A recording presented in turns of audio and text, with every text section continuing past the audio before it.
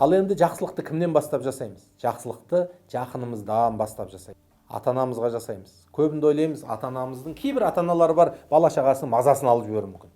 Осы қолынан келмейтін нәрсені үйіп төгіп, кредит алғызып, немесе бізге дипломның жемісін жегіз деп қызды тұрмысқа шығармай, немесе тұрмысқа шығып өз елін, күйеуін тауып кеткен қызға да қайта-қайта салмақ салып, сен бізге осыны беруің керек, сен бүйтуің керек, оқыттық, шоқыттық дейтін де ата-аналар болады.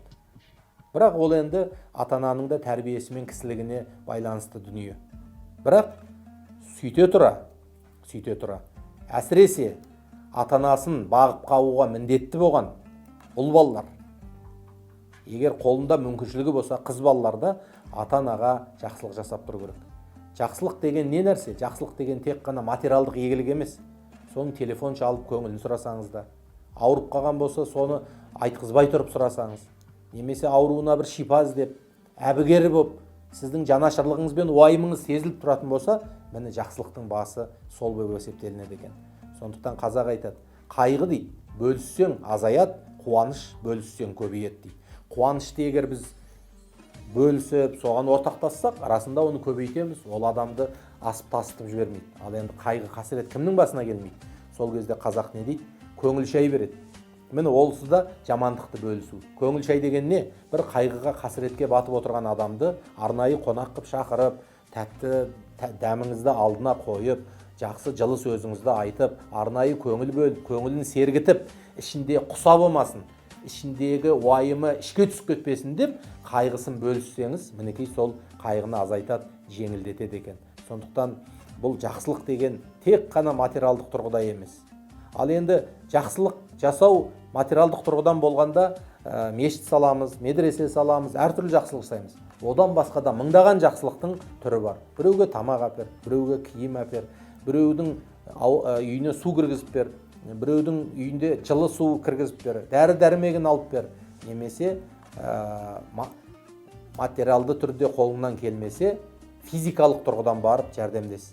Әбу Бәкір деген халифа, Аллаға жақын болған әулие адам, патша болып тұрған кезінде мынандай нәрсе істейді екен. Аптасына бір мәрте қаланың шет жағында бір жалғыз басты кемпір тұрады екен. Сол жалғыз басты кемпір тұрады екен. Бір күні Омар, яғни Әбу Бәкірдің досы, Әбу Бәкір осы күнде аптасына бір мәрте қайда барады деп ізінен аңдып қарайды ғой енді. Оның жамандыққа бармайтын біледі ғой, бірақ не жақсылық қылып жүр екен деп ізіне түсіп қараса, қала шетіндегі әлгі кемпірдің үйіне кіргенін көреді. Сосын сыртта тұрып, Әбу Бәкір кетіп қалғасын, әлгі әженің үйіне барады. Сөйтіп барып сұраса, әже екі көзі зағип, бірақ жалғыз тұратын кәрі әже екен. Содан сәлемдесіп, жағдай сұрасқаннан кейін сұрайды: әлгінде келіп кетіп жүрген адам кім сізге дейді? Танымайым, білмеймін, әйтеуір бір мұсылман баласы ғой дейді. Ол не істейді дейді? Күнделікті менің үйімді тазалап, қойымды сауып дейді. Сол қойымның сүтін пісіріп маған беріп жүр дейді. Сонда Омар жылаған екен, Әбу Бәкірдің сол жақсылығын еске алып жылаған екен.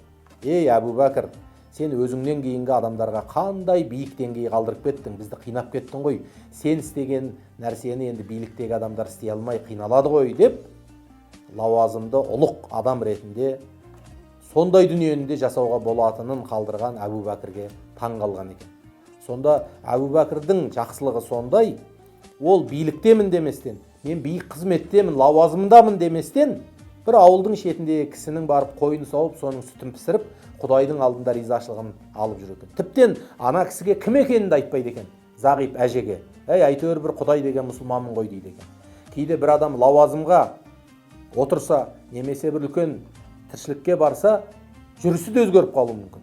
Сәлемі де өзгеріп қалуы мүмкін. Қолының ұшын беріп, я болмаса шалқақтап, я болмаса ыңыранып сөйлей алмай қалуы мүмкін. Міне, ол адамның лауазымды көтере алмай жатқанының, байлықты көтере алмай жатқанының, Құдайдың берген бағын көтере алмай жатқанының үлкен белгісі сол. Сондықтан адам баласы қандай дәрежеде болса да жақсылығын еш уақытта тоқтатпау керек.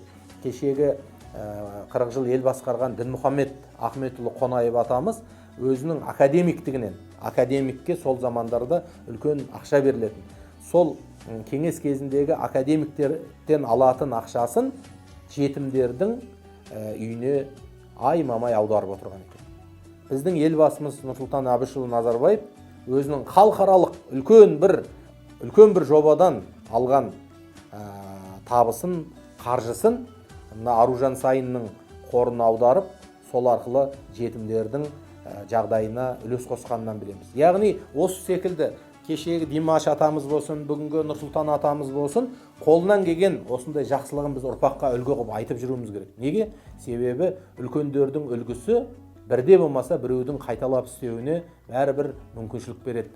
Ол уақыт адамдардан, үлкендерден үлгі алумен ғана болып жатады.